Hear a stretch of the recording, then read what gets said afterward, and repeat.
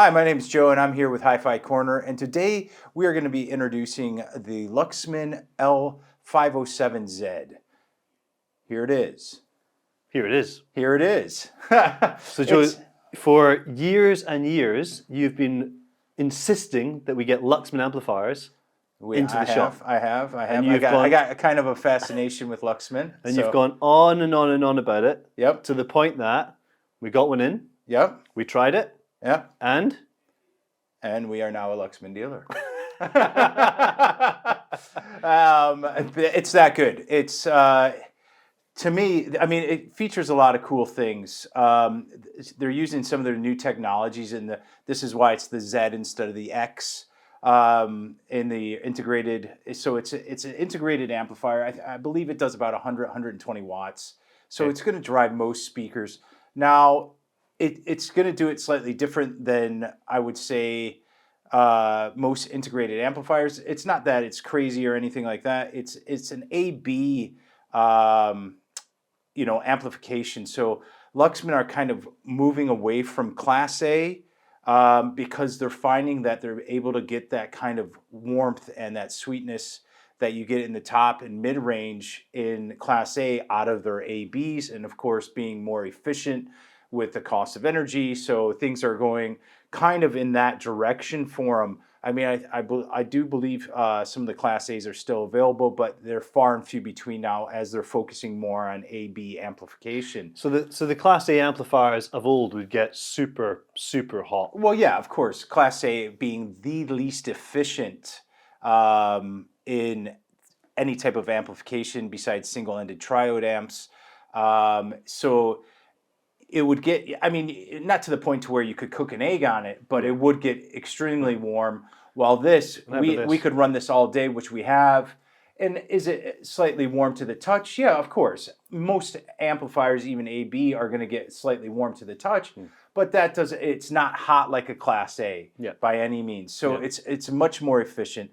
Going back to kind of the new technologies that they're using their new Lifes 1.0, which is their new feedback amplification engine. So they're moving away from the, what was it called? ONFE or something. I can't remember what it was called, but they're moving away from that. The 509Z is going to be coming out soon. We're looking forward to seeing that. So sorry, this is the 507. This is the 507. So the 509 is their flagship integrated amplifier. So it's still current. It's still amazing, even in the X form. But this is the new Z form, like I said, and that's using the Lifes. It's called Lifes feedback engine amplification circuitry. They're also using their new. Now I'm going to pronounce this probably wrong. It's an acronym, Lucuia, LECUA 1000 alternator here. It's got 88 steps, so that's their newest version for their volume control. Of course, like most Luxman integrated amplifiers, you're going to have a phono stage built in. Their phono stages are not second thoughts. These are high-end phono stages. As high as I can see in most integrated amplifiers. I think there's only one other company, Avid, out there that are putting Pellars and stuff like that into their integrated amplifiers, and that's a great bit of kit. Well, that's a really important point, because most integrated amplifiers that have a phono stage in them, if you test that phono stage against an external one, even in some really high-end amps, it's pretty poor. It's pretty poor, yeah. I mean, that's being polite. It's awful. In comparison to even a. Well, that's why we still sell standalone phono stages because normally recommend it. Well, of course. I mean, because you got to think as you're going. You got this beautiful turntable that you've spent loads of money on, and the cartridge is loads of money, generally speaking, and then you're going to stick it into a integrated amplifier with for most people to get up and going, that's okay. But if you want the very best, that phono stage is the last bit of section of the audio chain before it hits the amplifier. So you want that phono stage to be exceptionally good, and that's what they do.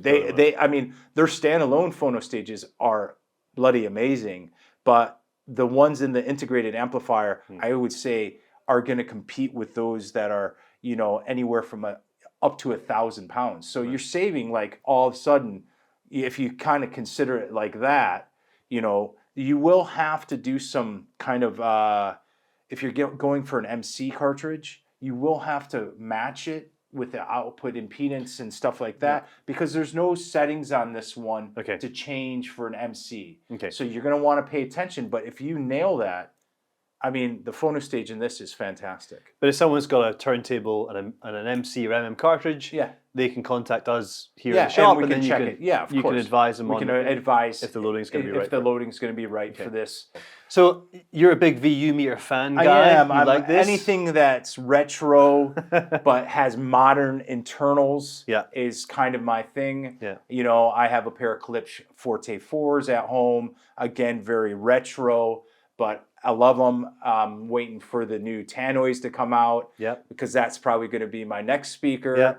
You know, are we allowed to say what? Yeah, of course we're allowed to say. There's no more embargo on that, is there? No. So what are they? Explain to me the new tannoys, because I think this is going to be an absolutely stunning match with the tannoys. Actually, I've done some testing with the tannoys we have here, with the Luxman that we have, and you can read it in my blog.